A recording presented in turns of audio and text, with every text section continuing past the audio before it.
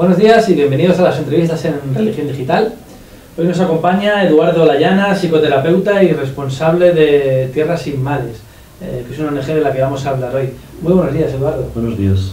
Acabas de llegar de Soria, donde vives, que las prisas son totalmente distintas a las de Madrid. Es otro mundo, allí que yo es todo mucho más tranquilo, más sereno, tenemos calidad de vida, pero falta desarrollo. Yo creo que había que compensar un poquito, ni Madrid ni Soria, ni 4 o 5 millones, ni 90.000 personas que somos, y todos los jóvenes tienen que salir fuera porque no hay trabajo.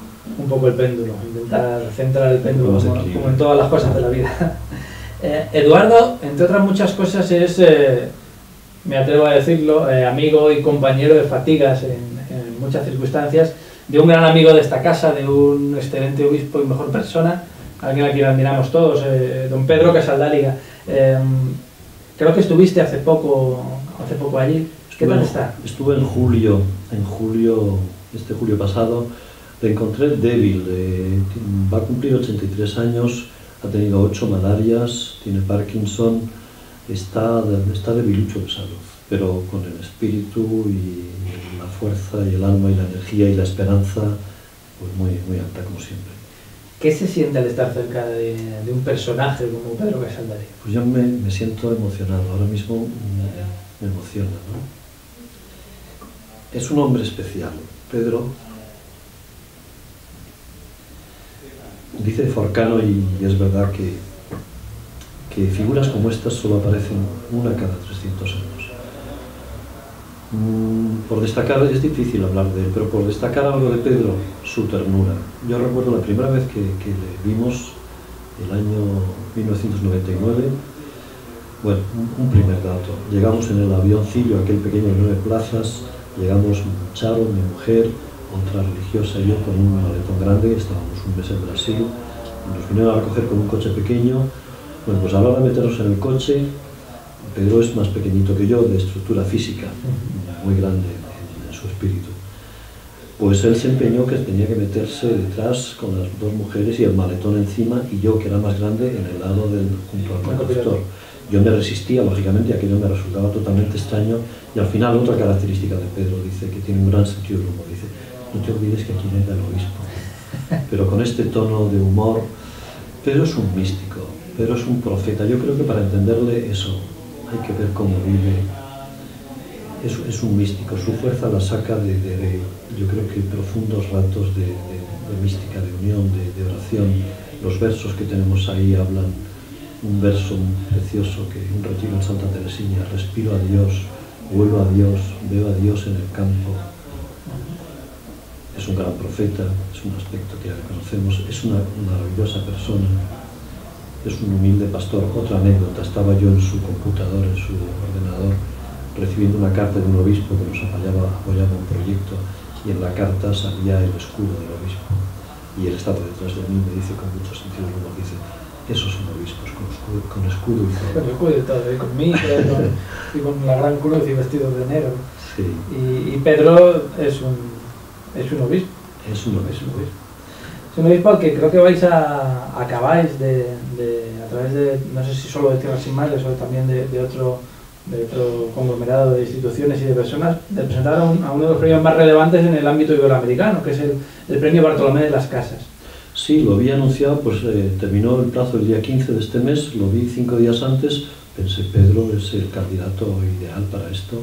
Entonces lo preparamos desde Tierras Sin Males, desde la ONG que tenemos, y institucionalmente lo hemos presentado nosotros, pero hemos recibido apoyos pues de Federico Mayor Zaragoza, de Benjamín Forcano, Nicolás Castellanos, con el que también trabajamos, Miguel Descoto, que fue presidente de la Asamblea de Naciones Unidas, Pascual Maragall, que le dio el premio, fue a San Félix a llevar el premio de Cataluña, y en una serie de personas. Y bueno, esperamos que sea apoyado también con el apoyo vuestro, para que realmente, porque Pedro es el Bartolomé de las Casas de hoy, es un hombre que se ha jugado la vida por defender a los pueblos indígenas. Su prelazía está llena de pueblos indígenas, están los Tapirapé, los Carayá, los Sabantes, y él les ha defendido el derecho a su tierra, a una vida digna, le quieren, le valoran estuve en julio visitando también a Damiao, que es el cacique de los Chavantes. Bueno, pues te hablan de Pedro como su gran defensor, su gran apoyo también. ¿Qué queda de la iglesia de Pedro Casal? Esta es comprometida la pregunta. Pues queda, bueno, yo creo que quedamos muchos. El espíritu de Pedro yo creo que está por el mundo, ¿no? Allí quedan restos, yo diría los restos de Israel. Poco a poco, yo creo que con el declive incluso físico de Pedro, pues allí su equipo se está mermando también. Algunos colaboradores muy íntimos de él, como Félix Valenzuela, Pablo Gabriel, que son dos agustinos que hicieron opción de apoyar a Pedro y la prelacía. Bueno, pues ahora tienen otro destino, van a ir a Belo Horizonte. Poco a poco, diría yo, aquello se va desmantelando allí. Pero insisto, yo creo que el espíritu de Pedro, las causas de Pedro no se van a perder. Yo diría que es el espíritu del Evangelio, que es el espíritu del Espíritu Santo con mayúscula. Y bueno, a través de sus libros y de algunas personas que hemos tenido el privilegio de conocerle, pues lo vamos a mantener. Decías antes de comenzar la entrevista que Pedro es un personaje probablemente, no sé si desperdiciada es la palabra, pero sí muy desconocido en nuestras fronteras. Quien le conoce le quiere y le admira una barbaridad, pero falta como dar ese escalón, que a lo mejor este premio pudiera contribuir a que ese escalón se fuera también superando para llegar a, no sé si decir gran público, pero sí para llegar a un mayor número de gente, que también, de personas que están en búsqueda y que buena parte de sus respuestas podrían coincidir, y de sus interrogantes, con las palabras de Pedro. Yo creo que sí, los grandes problemas, los grandes interrogantes que aquí tenemos, las crisis financiera, alimentaria, ecológica, social, la crisis de valores, la crisis de la involución de la Iglesia, la desesperanza que hay este mundo, Pedro tiene respuestas para todo eso y las tiene muy claras. Yo creo que hay algunos factores que hacen que no se conozca suficientemente aquí. Uno primero, iba a decir, es el mismo, contradictoriamente, porque él no quiere ningún protagonismo. Cuando cumplió 80 años, Benjamín Forcano y algunos amigos le dedicamos ese libro, y él decía que no quería nada de homenaje a él. Él siempre dice que hablemos de sus causas. Entonces por ahí enfocamos el tema. Mis causas valen más que mi vida. Dice, yo doy mi vida por mis causas. La causa indígena, la causa de los negros, la causa de la mujer, la causa de la tierra, etc.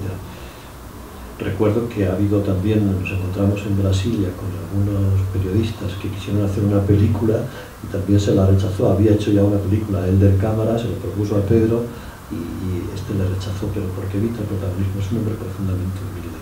Yo ya le di la pista, digo, si le entras por aquello de sus causas te lo va a aceptar.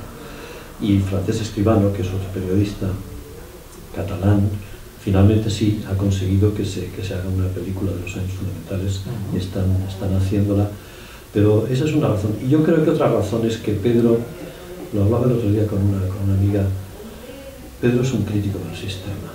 Es decir, comparado, yo que sé, con Madre Teresa de Calcuta, con, no sé si incluso Vicente Ferrer, con las grandes figuras de estas que podríamos decir de la cooperación internacional, que se han dedicado a los pobres, yo creo que la rama profética de Pedro, el espíritu profético de Pedro, pone el dedo en la llaga del mismo sistema neoliberal capitalista. Dice que es genocida, que es ecocida, que es el causante de todo eso y lo denuncia. Entonces, digamos, es un personaje incómodo, más incómodo que aquellas personas que de muchísimo valor y desde luego se dedican a... Pero que han trabajado desde dentro del sistema para cambiarlo. Pedro ha optado por no entrar en ese juego, que es perfectamente legítimo entrar, vaya, pero que... Es un crítico del sistema, ¿no? Es evidente, ahí pone el dedo en la llaga, y yo creo que ese es uno de los motivos por los que no se le da tanto prestigio. Y luego estamos en momentos, bueno, eclesialmente también, y socialmente y políticamente, donde los vientos soplan más, pues eso, hacia la derecha y hacia la revolución, y figuras de estas pues están ahí arrinconadas. Pero como digo, su espíritu traspasa fronteras, y tiene que llegar. Yo me siento con una responsabilidad, te decía, sí, una especie de llama interna, de urgencia, Las personas que hemos tenido el privilegio de conocerle y de estar con él, tenemos que hacer llegar su mensaje. Estamos con ideas incluso de publicar sus obras completas, sus versos, con dificultades porque él no quiere a veces, ¿no? Pero tenemos que hacer que llegue su mensaje. Intentaremos también desde aquí que eso se siga plasmando. Además de Pedro, yo creo que ligado a la figura de Pedro y a su forma de entender la vida y a su misión, también nació hace unos años Tierras Sin Males, que es la ONG que sí. presides, diriges o coordinas. Cuéntanos un poco, ¿qué es Tierras Sin Males? Bueno, Tierras Sin Males nació, iba a decir, de Pedro. Yo le digo a veces que es una hija suya, una hija de la ancianidad, ¿no? Precisamente tomamos el nombre también de una misa que él tiene, la misa de la Tierra Sin Males, que a su vez él le puso el nombre de la mística guaraní. Los guaraníes es un pueblo indígena que sufrió la masacre del imperio portugués y español, y bueno, en un determinado momento uno de sus jefes, después de sufrir muchas bajas de los indígenas, se subió a un monte y bueno, como que añoraba una sociedad, una tierra sin males, una sociedad donde no hubiera injusticia. En el fondo es el mito del reino de Dios en los cristianos, es el mito de libertad, fraternidad, igualdad de la Revolución Francesa, es el mito de una sociedad justa y equilibrada. Bien, pues de ahí tomamos el nombre, con lo cual ya, digamos, nacimos de ahí. Y nacimos porque, como te digo, el año 99 le visitamos por primera vez y le dijimos, ¿en qué te podemos ayudar? Y él nos pidió en concreto una ayuda para la Pastoral de la Crianza, que es un organismo de la Conferencia Episcopal de los Obispos Brasileños, que ha salvado muchas vidas humanas de niños. Bueno, empezamos a ayudarle y claro, para canalizar ayudas económicas, proyectos de desarrollo, necesitábamos una institución jurídica, ¿no? Una ONG, y por eso la fundamos. De hecho, pues la mayoría de nuestros proyectos se desarrollan en la Prelasía con Pedro. También estamos en El Salvador. Es curioso porque me permites hacer un poco propaganda de Tierras Sin Males. No, por favor. Tenemos 3 extraordinarias contrapartes. Sabéis que las contrapartes son las instituciones que en los países pues desarrollan los proyectos. Una es ANSA, que es la asociación que fundó Pedro y la tía Irene, digamos sería el brazo social de la Prelasía, el año 74 ya. Otra, trabajamos en El Salvador con Cordes. Cordes nació de la Teología de la Liberación también, de Monseñor Romero y tal, y estamos empezando a trabajar con la Fundación Hombres Nuevos, con Nicolás Castellanos en Bolivia, es decir que tenemos 3 grandes figuras, obispos y además mucho que ver con una iglesia de mártires y una iglesia de búsqueda de justicia. Estamos ahí, esa es un poco nuestra ideología y nuestra orientación.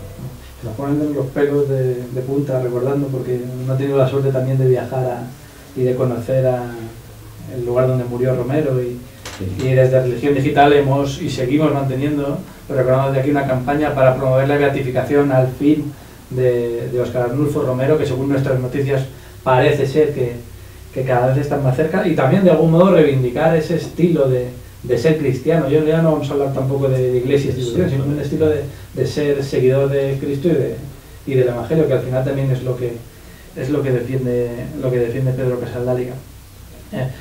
Cuéntanos un poco ya casi para terminar, porque estamos hablando de Pedro, estamos hablando de que vive en la Prelasía, pero para llegar al lugar donde vive Pedro Casaldáliga hay que surcar una tremenda aventura, estar metido en el Mato Grosso, allá donde creo que la primera ciudad más o menos habitable con centros de salud está, no sé si a 1.700 kilómetros. La capital es Cuyabá. Bueno, vamos a ver, hay recursos, digamos, económicos. La gente que tiene dinero, sí, desde Brasilia hay una avioneta que en 4 horas te lleva al aeropuerto, o sea, a San Félix de Araguaia, ¿no? Pero Pedro renunció a viajar en avión, dice que los pobres de su tierra no viajan en avión. Alguien le dijo, pero Pedro, ¿no te das cuenta que pierdes el tiempo viajando en autobús? Y su respuesta fue, prefiero perder el tiempo a no perder al pueblo, porque el pueblo no viaja en avión. Sí, por ejemplo, yo estoy en 15 días en Minas Gerais, y para llegar de Minas Gerais a San Félix, que son unos 2.000 kilómetros, necesito 2 o 3 días. Tengo que hacer 10 horas de autobús de Montes Claros a Brasilia, todavía un vuelo de 1 hora, y después hay que ir incluso 9 horas en barco desde Santa Teresina a bajar a San Félix por el río Araguaia, que es una maravilla, es una preciosidad. Sí, está difícil porque está justo arriba en el norte de Mato Grosso, a la derecha, lindando con Pará y con Tocantins. Y la capital, que es Cuiabá, está a 1000 kilómetros y que es donde, por ejemplo, los servicios sanitarios están ahí. Los servicios en concreto de salud son muy deficitarios en aquella zona. Cualquier persona que le pase algo o tiene dinero para pagarse el avión taxi, que cuesta unos 4 o 5 mil reales para ir a un hospital más próximo, o se queda. Y esos son los paradigmas también de la globalización y de este mundo en el que todos deberíamos ser más hermanos y más iguales y con las mismas oportunidades. Nos tiraríamos muchísimo más tiempo hablando y creo que vamos a tener ocasión para continuar, no solo glosando la figura de Pedro Casaldáliga, porque ni a él le gustaría ni creo que sea lo que hay que hacer, sino sí hablar y construir, cada uno desde sus potencialidades, ese tipo de, no solo de iglesia, ese tipo de sociedad más justa y más igualitaria. Muchas gracias, Eduardo. Seguiremos trabajando por la concesión del premio Bartolomé de las Casas a Pedro Casaldáliga. Creo que a finales de año hay algo en Santiago de Compostela. Sí, Santiago de Compostela hay un foro, se llama el Foro 2010, está propiciado por Naciones Unidas y colaboran una serie de instituciones, por eso de la Alianza de Civilizaciones, y bueno, y nos han invitado a representar la Misa de la Tierra Sin Males, que no se conoce en España, en Europa. ¿En castellano o en castellano? Estamos, el autor, tenemos ya la traducción en castellano de Pedro, y el autor musical, Martín Coplas, que es un argentino que vive en Brasilia, ya nos está haciendo las partituras. Queremos hacer una publicación y queremos hacer un DVD y representarla. Bueno, y se va a representar también en Soria, porque hacemos 10 años de nuestra ONG, que se llama Tierra Sin Males, que será el día 13 de diciembre. Tenemos fecha conmemorativa en Soria también. Pues y también la exposición de los ojos de los pobres, que es otra... Joan Guerrero es un fotógrafo, trabaja en El País, es un hombre muy solidario también. Se le ocurrió mandarle unas fotos a Pedro y que Pedro le pusiera un versito a cada foto. Y es una exposición preciosa, porque son fotos en blanco y negro de América Latina, con versos místicos de Pedro. Pues muchas gracias, Eduardo. Ya te digo, seguiremos en la medida de nuestras posibilidades trabajando también por ese modo de ser y de hacer, como dice en vuestro catálogo, en vuestro díptico, una frase de Pedro Casaldáliga: debemos ser solidaridad y no apenas hacer solidaridad puntual. Vamos a intentar seguir siendo. Muchas gracias, Eduardo. Gracias a vosotros por esta oportunidad. Y a ustedes, pues les esperamos en nuevas ediciones de las entrevistas en Religión Digital. Muy buenos días.